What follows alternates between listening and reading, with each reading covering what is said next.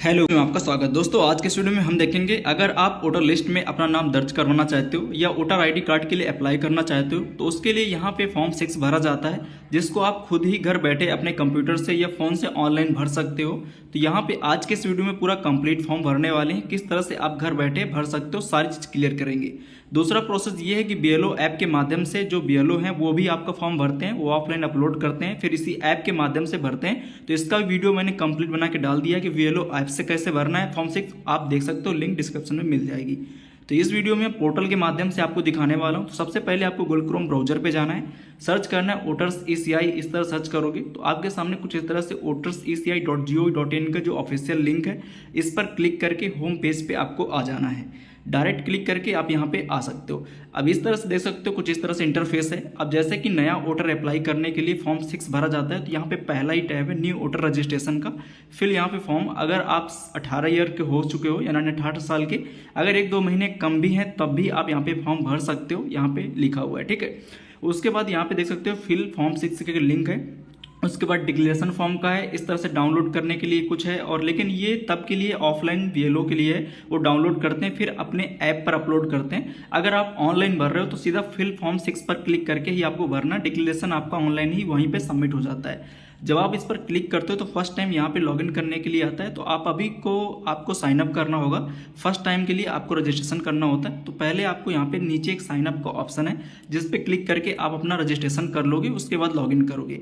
अगर आप यहाँ पे भी क्लिक कर सकते हो, अदरवाइज आप यहाँ पे भी साइन अप का ऑप्शन है, यहाँ पे भी क्लिक करके आप अपना साइन अप पहले कर लोगे। तो चलिए हम यहाँ पे क्लिक करके अपना साइन अप कर लेते हैं। इसमें से आपको बता दें कि यहाँ पे आपको अपना एक मोबाइल नंबर डालना है, कोई भी आप डाल सकते हो, ईमेल ऑप्शनल है। डालने के बाद आगे बढ़ोगे, इस तरह से name, first name, last name डालोगे, रिक्वेस्ट ओटीपी पर क्लिक करोगे, जो भी मोबाइल नंबर आपने डाला उस पर ओटीपी जाएगा, वेरीफाई करोगे, यू आर सक्सेसफुली का मैसेज आएगा, यानी कि आपका रजिस्ट्रेशन हो चुका है। अब यहाँ पे आप लॉगिन के ऑप्शन पर क्लिक कर सकते हो, डायरेक्ट यहाँ पे भी लॉगिन आप कर सकते हो। अदरवाइज आप जैसे बैक टैब से आते हो वहाँ से भी कर सकते हो, जैसे आप यहाँ भी कर सकते हो, या तो बैक टैब पे आओगे, यहाँ पे फॉर्म 6 वाले ऑप्शन पर फिर से आप क्लिक करोगे तो आपके सामने कुछ इस तरह से इंटरफेस दिख जाएगा। अब यहाँ पे जो अभी आपने रजिस्ट्रेशन किया है वही मोबाइल नंबर आपको डालना है, देन रिक्वेस्ट ओटीपी पर क्लिक करके ओटीपी को यहाँ पे डाल के वेरीफाई क्लिक कर लेना है। आपके सामने कुछ इस तरह से फॉर्म 6 का इंटरफेस खुल जाएगा। तो अब यहाँ पे हम पूरा कंप्लीट आपको दिखाएंगे।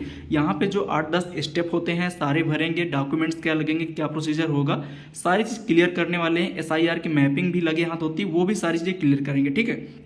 तो चलिए शुरू करते हैं। तो सबसे पहले आपको ऊपर यहाँ पे आपको देखना, जैसे कि मान लीजिए अगर आप लैंग्वेज सेलेक्ट करना चाहते हो, हिंदी, इंग्लिश या जो भी लैंग्वेज से आप इंडिया से कहीं से भर रहे हो, तो आप अपने अकॉर्डिंग सेलेक्ट कर लोगे। फॉर एग्जांपल मैं यहाँ पे इंग्लिश ही रखता हूँ, ये बेस्ट है।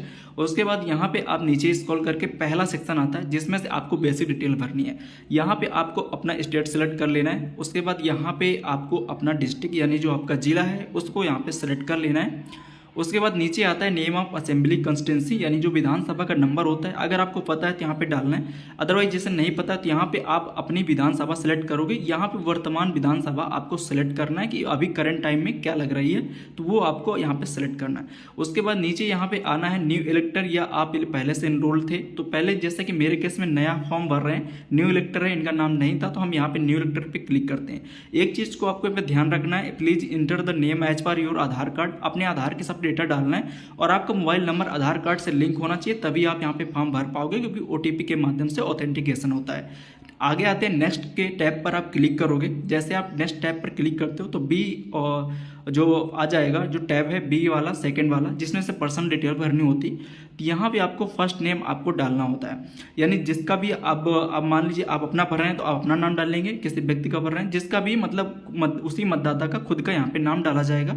इस तरह से भरने के बाद नीचे हिंदी में आ जाता है। इन केस कोई मात्रा का मिसमैच है, अगर छोटी बड़ी की मात्रा या बड़ा कुछ भी, तो यहाँ पे एक कीबोर्ड का आइकन है जिस पे आप क्लिक करके मैन्युअली मात्रा को हटा सकते हो। इस तरह से कीबोर्ड आ जाएगा। इस कीबोर्ड को यहाँ से उठा के इस तरह से लेफ्ट साइड में स्क्रॉल करके रख भी सकते हो, ठीक है। अब यहाँ पे देख करके इसको भर भी सकते हो। तो ये यहाँ पे फैसिलिटीज अवेलेबल है, तो आप हिंदी वाला सही कर लोगे। जहाँ जहाँ भी भरना होगा तो आपको ऐसे ही करना होगा, ठीक है। तो मेरे केस में मैंने फॉर एग्जाम्पल ये जो नेम मैंने भर दिया है, एग्जाम्पल डेटा है, ठीक है।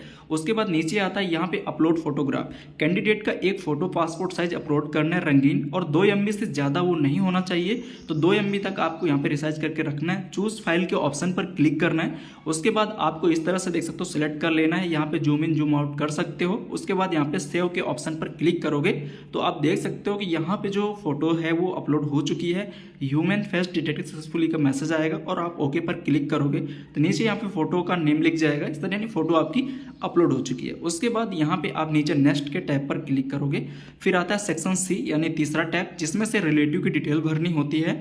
जैसे कि अगर आप इनमें से किसका देना चाहते हो, हस्बैंड का, अपनी वाइफ का, या मदर का, या फादर का, किसी का भी आप दे सकते हो। फॉर एग्जाम्पल मैं फादर सेलेक्ट करता हूँ तो यहाँ पे आपको अपने फादर का नेम डालना है, अगर सर नेम है तो आप डालोगे, अदरवाइज छोड़ दोगे। उसके बाद नीचे ऑटोमेटिक आ जाएगा, कीबोर्ड से आप सही भी कर सकते हो।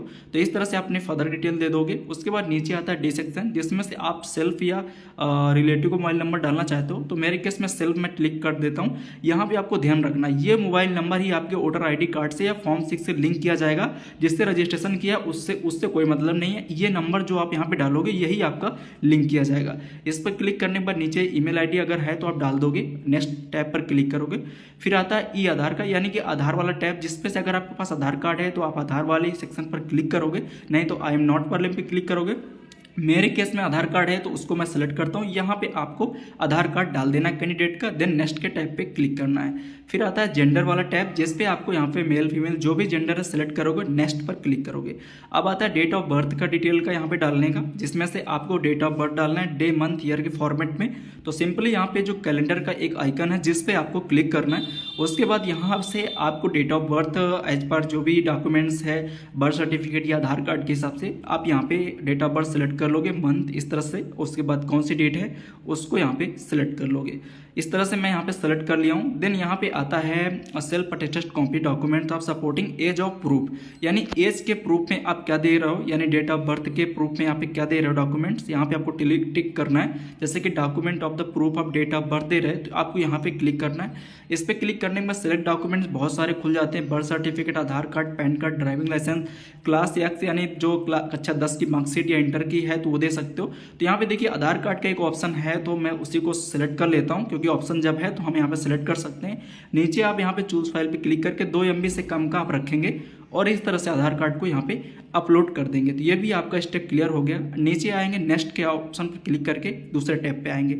अब आता है पेरेंट एड्रेस डिटेल का, तो यहाँ पे आपको एड्रेस डालना है। तो यहाँ पे जैसे अपार्टमेंट नंबर या हाउस नंबर, तो जो वोटर लिस्ट होती है माता पिता की जो भी हो उसमें मकान संख्या लिखी होती है, तो आपको उसके हिसाब से यहाँ पे अपना एड्रेस, मकान संख्या, विलेज, टाउन और district, pin code, post office, सारी चीज़ें आप यहाँ पे भर लोगे आसानी से, कोई दिक्कत नहीं होगी। तो इसको मैं नेक्स्ट करता हूँ, ठीक है। उसके बाद आता है यहाँ पे देख सकते हो self attested copy of the address proof. अब एड्रेस प्रूफ के केस में यानी कि रेसिडेंट के प्रूफ में सिलेक्ट डॉक्यूमेंट पे क्लिक करके इनमें से इतने ऑप्शन खुलते हैं, water, electricity, gas bill, Aadhaar card, current passport, Indian passport, revenue का, लैंड सेडिंग का, इस तरह से बहुत सारे खुलते हैं। तो यहाँ पे जैसे कि मैं आधार कार्ड ऑप्शन है इजिली से मिल जाता है, उसी को मैं सेलेक्ट कर लेता हूँ। उसके बाद यहाँ पे चूज फाइल पर क्लिक करके 2 MB से कम के आधार कार्ड को आप अपलोड करोगे। आधार कार्ड के दोनों फोटो आनी चाहिए, यानी फ्रंट और बैक के पहले से आप बना के रख लोगे, ठीक है। नेक्स्ट पर क्लिक करके कैटेगरी ऑफ डिसेबिलिटी यहाँ पे आता है, तो ये ऑप्शनल है, आप है तो भरोगे, अदरवाइज ये आप छोड़ सकते हो। नेक्स्ट पर क्लिक करोगे। अब यहाँ पे देख सकते हो कि जैसे कि आ गया है फैमिली डिटेल भी आप भरने का टैब आता है। अब जैसे कि आप इनमें से किसका देना चाहते हो, अगर कोई ऑलरेडी इलेक्टर मतलब लिस्ट पे है, इनरोल्ड है, तो उसका आप यहाँ पे दे सकते हो, तो आसानी से आपकी तुरंत ही मैपिंग हो जाती है। फॉर एग्जाम्पल आप फादर का दे रहे हो तो यहाँ फॉर एग्जांपल फादर नेम आपको लिखना है, यानी अपने पिताजी का नाम डालना है। अगर पिताजी का दे रहे हो, क्या रिलेशन है, माता है, पिता है, हस्बैंड है, जो भी है उनका यहाँ पे लिखोगे। उसके बाद उनका इपिक नंबर, अगर आपके पास है तो इपिक नंबर डाल दीजिए, बहुत अच्छा रहता है। अगर नहीं है तो ये ऑप्शन आप छोड़ भी सकते हो, अगर नहीं भरना चाहते हो, नहीं है तो छोड़ सकते हो। नेक्स्ट पर आप क्लिक करोगे तो इस तरह से आ जाएगा। अब आता है यहाँ पे डिक्लेरेशन का, जो आप ऑनलाइन यहाँ पे भरा जाता है, ऑफलाइन में भरा जाता है, तो ऑनलाइन यहीं पे हो जाता है। अब यहाँ पे फादर्स का नेम है, इपिक नंबर अवेलेबल है तो आप डाल सकते हो, ऑप्शनल है। माता जी का नाम को आपको डालना है। स्पाउस नेम में अगर कोई महिला भर रही तो पुरुष का नाम डालेगा, कोई पुरुष भर रहा है तो अपनी पत्नी का नाम डालेगा, अगर नहीं है तो ये ऑप्शन छोड़ भी दोगे। नीचे आओगे, 3 टैब दिख रहे हैं, जिनमें से देखिए जो पहला वाला है तो वो हाईलाइट नहीं हो रहा है, दूसरा वाला हाईलाइट हो रहा है, जो माय पेरेंट्स नेम, यानी मेरे माता पिता या ग्रैंडफादर, दादा दादी का नाम इलेक्टर लिस्ट में यानी SIR वाले में है, तो सेकंड वाला ऑप्शन क्लिक करोगे। अगर किसी का भी नाम नहीं है, ना इधर माई नेम और नॉट माई पेरेंट, यानी कि ना तो मेरा ना मेरे माता पिता का, तो अब तीसरा सेलेक्ट करना होता है। तो या इस केस में जिसका मैं भर रहा हूँ उनके माता पिता की डिटेल है, तो मैं दूसरा वाला यहाँ पे सेलेक्ट करता हूँ। जैसे दूसरा सेलेक्ट करेंगे तो यहाँ पे स्टेट, उसके बाद असेंबली यानी विधानसभा, ये लास्ट SIR में इनके माता पिता पिता का है तो लास्ट SIR के हिसाब से यहाँ पे भरना है, क्योंकि उन्हीं का part number, serial number, polling station जो भी है पोलिंग स्टेशन आप डालोगे, ये वोटर लिस्ट में आसानी से आपको मिल जाता है। फिर आप यहाँ पे रिलेशन सिलेक्ट कर लोगे, जिसका भी दे रहे हो फादर हैं, इस तरह से सारी चीज़ें भर दोगे और देन सर्च के ऑप्शन पर क्लिक करोगे। क्योंकि इनका 2003 में इनके माता पिता का था तो उन्हीं से मैं मैपिंग कर देता हूँ। इस तरह से डिटेल आ जाएगी। कंटिन्यू के ऑप्शन पर क्लिक करोगे, देख सकते हो यहाँ पे रिलेटिव केस वाला टैब भर गया है, चेक करोगे, नेक्स्ट करोगे। अब आता है के यानी लास्ट अभी एक स्टेप और डिक्लेरेशन का, जिसमें आपको यहाँ पे विलेज आपको डालना है, स्टेट सेलेक्ट करना है, फिर यहाँ पे अपना डिस्ट्रिक्ट यहाँ पे सेलेक्ट कर लेना है। फिर आता है आई एम ऑर्डिनरी रेसिडेंट, यानी आप यहाँ पे कब से रह रहे हो। जैसे कि कोई व्यक्ति अगर शादी होकर किसी महिला की आई है तो हो सकता है 2 साल, 4 साल, 5 साल, जब से शादी हुई तब से डाल दोगे। अगर किसी का बर्थ से रह रहा है, कोई जन्म से ही है, तो वो अपना डेट ऑफ बर्थ ही यहाँ पे सिलेक्ट कर देगा, यानी मंथ सेलेक्ट करके इस तरह से आगे बढ़ जाएगा। नीचे आओगे स्क्रॉल करके, यहाँ पे उस प्लेस का नाम डाल दोगे जहाँ से आप फॉर्म अप्लाई कर रहे हो। उसके बाद यहाँ पे आप नेक्स्ट के टैब पर क्लिक करोगे।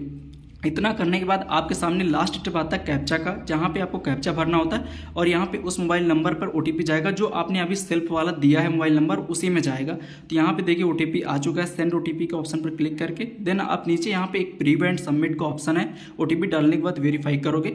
कुछ इस तरह से समरी पेज आपके सामने खुल जाएगा। आप यहाँ पे देख लोगे, सारी डिटेल चेक कर लोगे, नीचे स्क्रॉल करके आओगे, कुछ गलत है तो कीप एडिटिंग का एक ऑप्शन आपको यहाँ पे मिल जाता है, जैसे कि देख सकते हो। Otherwise e sign and submit के ऑप्शन पे आपको क्लिक करना है। क्लिक करोगे, यहाँ पे यस पर क्लिक करोगे, थोड़ी सी प्रोसेस प्लीज वेट, यानी CDX सिग्नेचर ऑथेंटिकेशन होता है। आधार की ऑटोमेटिक जो पोर्टल होता है खुल जाएगा। यहाँ पे कैंडिडेट का आधार कार्ड डालना है और सेंड OTP पर क्लिक करना है। उसके बाद यहाँ पे आप देख सकते हो इंटर OTP का ऑप्शन आ जाता है, यानी कैंडिडेट का जो आधार से रजिस्टर्ड मोबाइल नंबर पर OTP जाएगा, वेरिफिकेशन होता है।